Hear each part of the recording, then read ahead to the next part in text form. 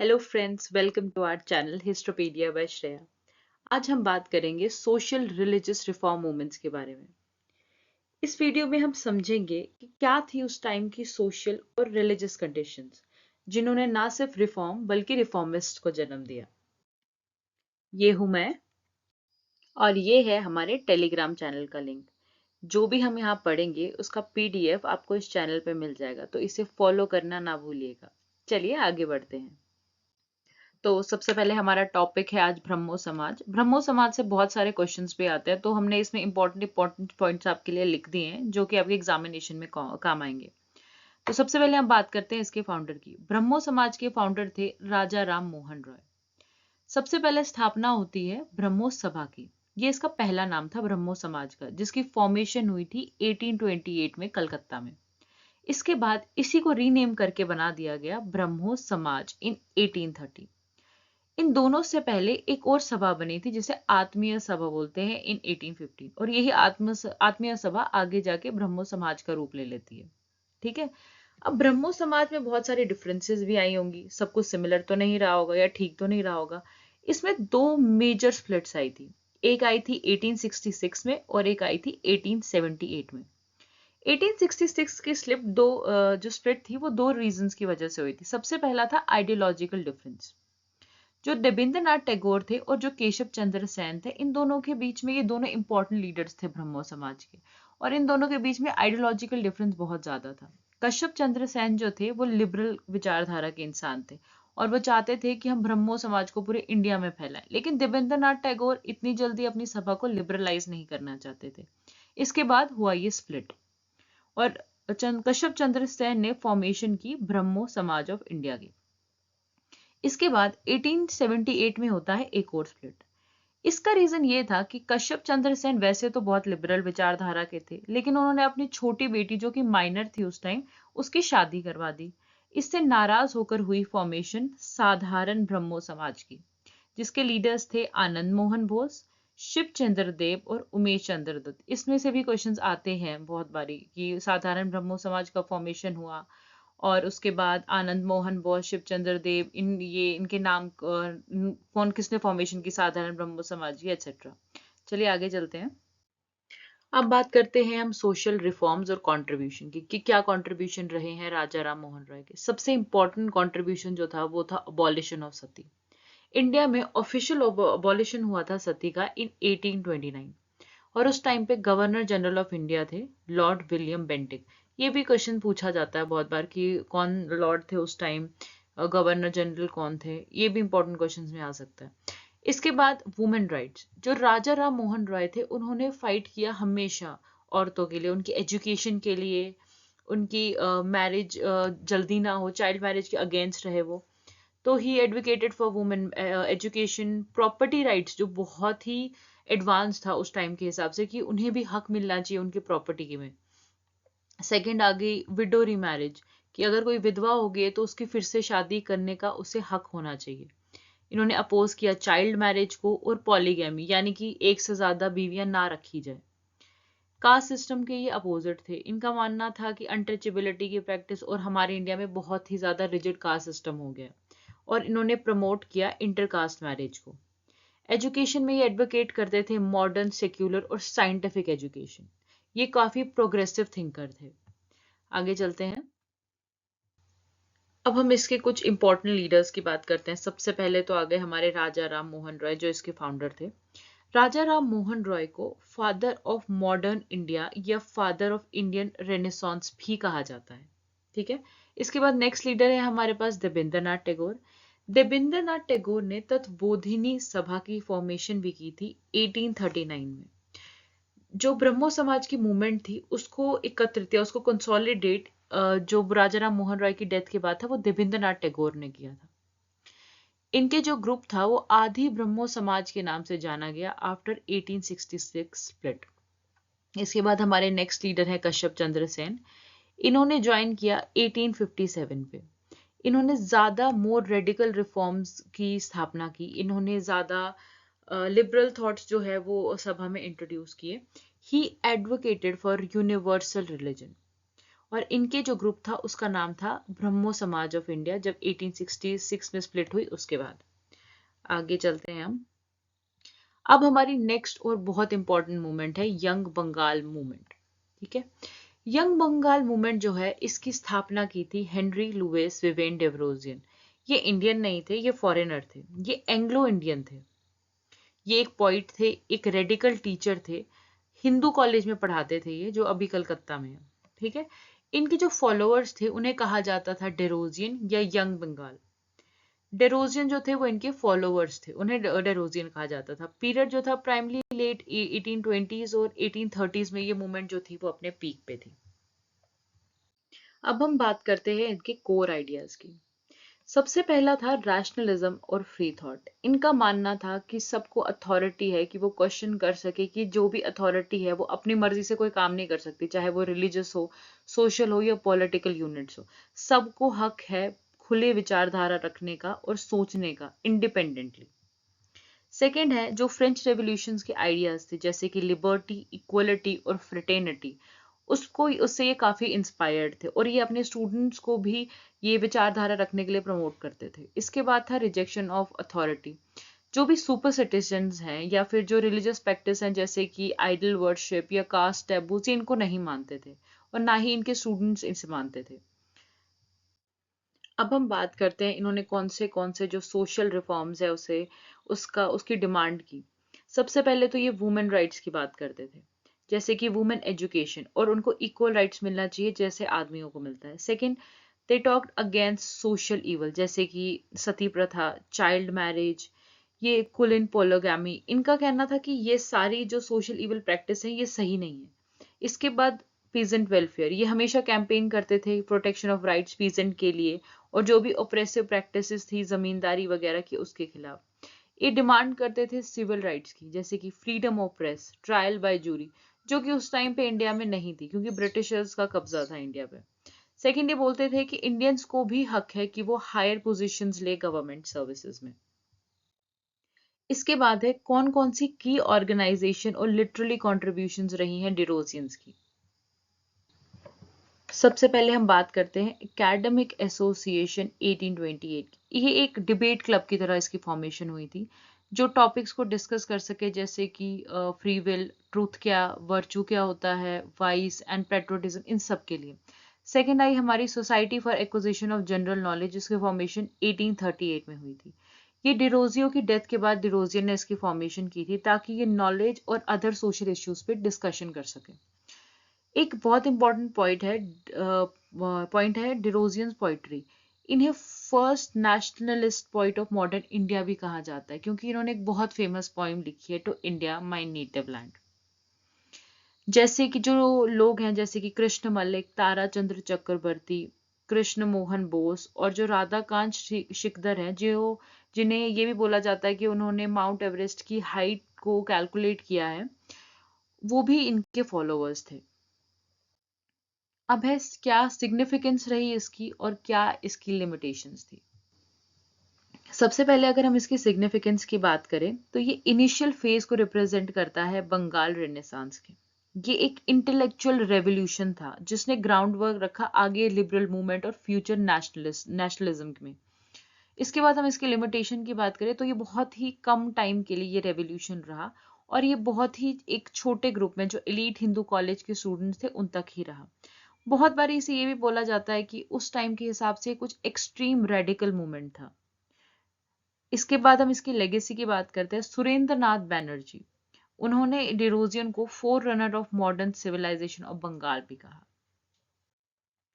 हमारा next topic है धर्म सभा। इसमें हम बात करेंगे ऑर्थोडॉक्सी और अपोजिशन की। ये अपोजिट था हमारे ब्रह्मो समाज से, जो राजा राम मोहन रॉय ने फॉर्म किया था। इसके जो फाउंडर थे वो थे राजा राजकांत देव। ये फॉर्मेशन हुई थी इसकी 1830 में कलकत्ता में। और ये फॉर्मेशन हुई क्यों थी? क्योंकि इनका मानना था कि जो हिंदू कस्टम और बिलीफ है उनके बीच में दखल अंदाजी हो रही है। जो ये मूवमेंट्स थी जैसे यंग बंगाल मूवमेंट या फिर जो ब्रह्मो समाज था, वो जो है वो दखल अंदाजी कर रहे हिंदू हिंदू सोसाइटी में। ठीक है, इसका प्राइमरी ऑब्जेक्टिव ये था कि इन्हें लग रहा था कि जो वेस्टर्नाइज थॉट्स और जो रिफॉर्मिस्ट हैं वो हमारे हिंदू सोसाइटी में दखल अंदाजी कर रहे हैं। इन्होंने जो सती बैन था उसका अपोजिशन किया। जो 1829 में लेजिस्लेशन आया था जिसको हेड किया था लॉर्ड विलियम बेंटिक ने, इन्होंने कहा कि ये हमारे हिंदू सोसाइटी में दखल अंदाजी है, और इसके खिलाफ इन्होंने प्राइवरी काउंसिल में, जो इंग्लैंड में था, इसमें एक अपील भी फाइल की थी, लेकिन वो रिजेक्ट हो गई थी। इसके बाद क्या था, इनका स्पेशल फोकस था जैसे कि जो मूवमेंट्स थी, जैसे कि यंग बंगाल मूवमेंट और जो ब्रह्मो समाज था उसके खिलाफ। ये चाहते थे कि अपने ट्रेडिशन को प्रिजर्व करे, जैसे कि कास्ट सिस्टम हो गया, रिचुअलिज्म हो गया, या जो दूसरे कस्टम्स होते हैं। स्टांस ऑन की सोशल इश्यूज।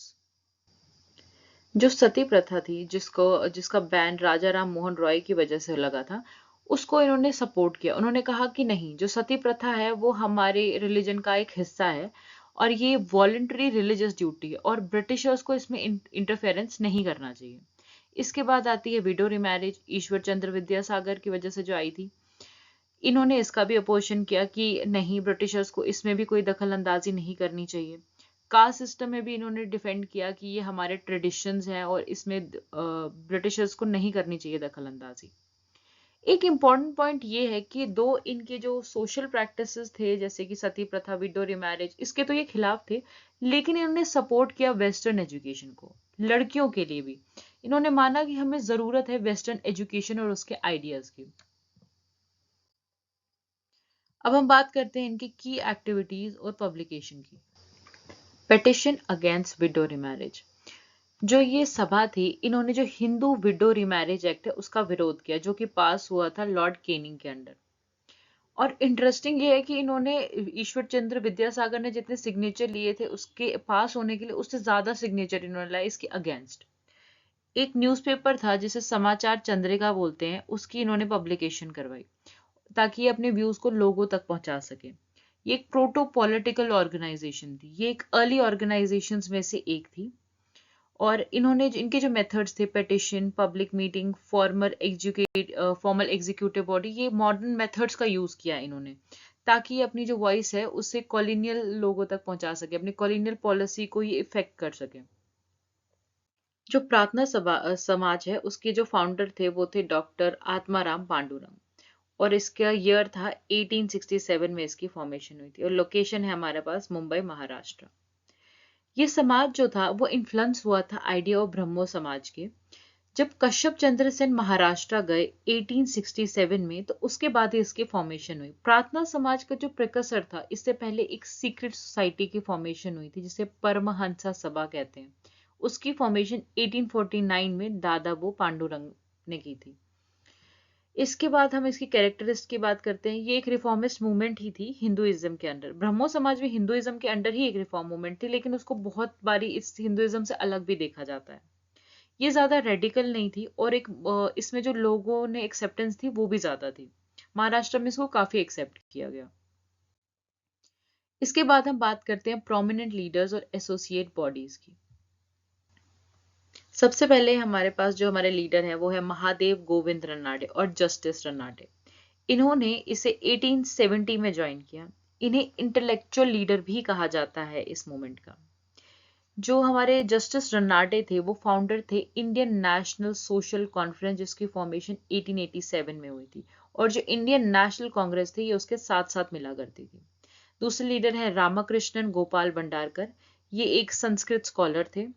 दूसरे हैं हमारे पास नारायण गणेश चंद्रवरकर। ये भी प्रोमिनेंट लीडर थे, और साउदर्न इंडिया में के वीरेसलिंगम ने इस मूवमेंट को पॉपुलर किया, स्पेशली आंध्र प्रदेश में।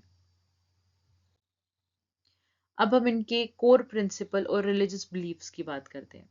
ये बिलीव करते थे मोनोथेइज्म में, यानी कि एक ही भगवान है, वो भी फॉर्मलेस। रिजेक्टेड पॉलीथेइज्म, जैसे अलग अलग भगवानों को जो पूजा जाता है, ये उसे रिजेक्ट करते थे, नहीं, एक ही भगवान है और वो फॉर्मलेस है। Rejection of ritualism, idol worship पे ये बिलीव नहीं करते थे, और जैसे अदर रिचुअल या सैक्रिफाइसेस थे उन्हें भी ये नहीं मानते थे। नो डिवाइन इनकारनेशन, जो इनकारनेशन होते हैं, जो अवतार होते हैं, उन पे भी यकीन नहीं करते थे।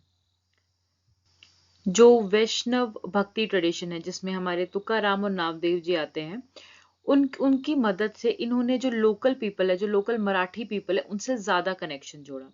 अगर हम वर्शिप की बात करें तो इनके हिसाब से सीधी सिंपल प्रेयर, आप जो मेडिटेशन करते हो, ये काफी है आपकी वर्शिप के लिए। Social reform agenda, the 4 point agenda क्या था इनका? सबसे पहले आता है हमारे पास डिसअप्रूवल ऑफ कास्ट सिस्टम। ये कास्ट सिस्टम में नहीं मानते थे और इसके ही लिए इन्होंने एक जो depressed class mission society of India है उसकी शुरुआत की।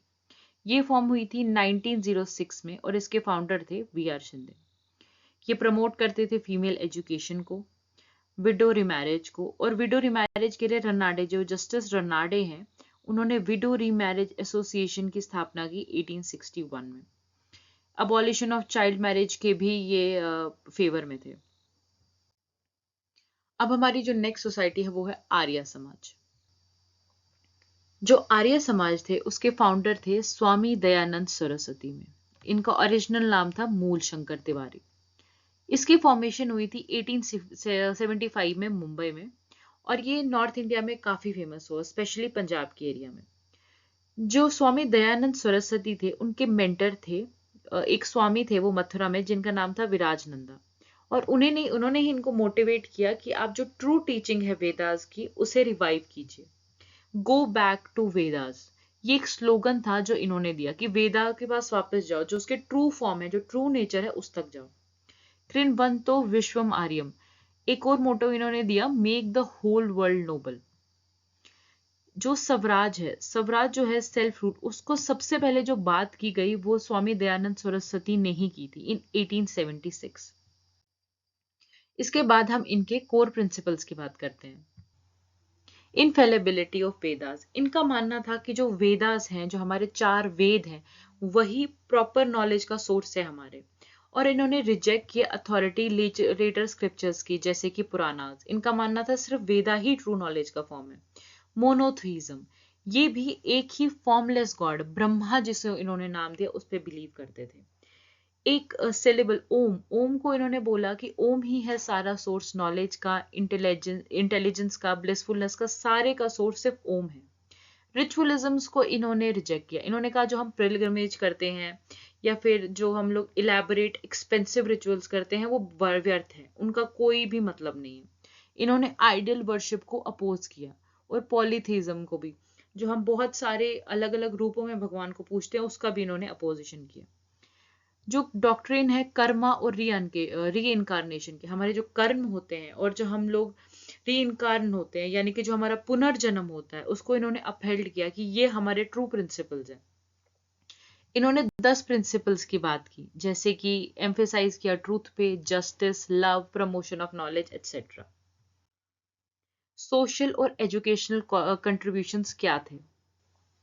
अगर हम लोग कास्ट सिस्टम की बात करें तो इन्होंने रिजेक्ट किया कास्ट सिस्टम को। इन्होंने कहा कि हमारा जो कास्ट सिस्टम है वो हमारे कर्म पे बेस होना चाहिए, ना कि हमारे वर्ण पे। जो वर्ण है वो मेरिट पे बेस होता है, जो हम कर्म करते हैं उस पे बेस होता है वो। बात की वुमेन अपलिफ्टमेंट की, उनकी एजुकेशन की, राइट टू विडो रिमैरिज की, अपोज किया सती को, चाइल्ड मैरिज को, फीमेल इन्फेंटिसाइड्स को। एजुकेशन की बात करें तो इन्होंने फॉर्मेशन की है दयानंद एंग्लो वैदिक स्कूल, जिसे आज डीएवी के नाम से जाना जाता है। सबसे पहले इसकी शुरुआत हुई थी लाहौर में 1886 में और लाला हंसराज जो थे वो इसके पहले हेडमास्टर थे। इन्होंने गुरुकुल सिस्टम की भी शुरुआत की और सबसे पहले स्वामी श्रद्धानंद ने गुरुकुल कांगड़ी हरिद्वार के पास एस्टैब्लिश किया था 1902 में। ये एक इंपॉर्टेंट पॉइंट है। अगर हम लोग लिटरली वर्क की बात करें तो जो सत्यार्थ प्रकाश था वो इनका इंपॉर्टेंट लिटरली वर्क था, जो इन्होंने यूज किया था टू पॉपुलराइज वैदिक टीचिंग्स। हम चलते हैं आगे। थैंक यू सो मच हमारे साथ इस सेशन में जुड़ने के लिए। होप करती हूँ कि ये सेशन आपके लिए बहुत बेनिफिशियल रहा होगा। आप हमारे साथ जुड़े रहिएगा क्योंकि हम ऐसे ही इंपॉर्टेंट टॉपिक्स आपके लिए और लाते रहेंगे और इसका पार्ट 2 भी आने वाला है। ये हमारे टेलीग्राम चैनल का लिंक, यहाँ से आप इसे ज्वाइन कर सकते हैं और यहाँ पे आपको सारे पीडीएफ मिल जाएंगे। Thank you so much for watching.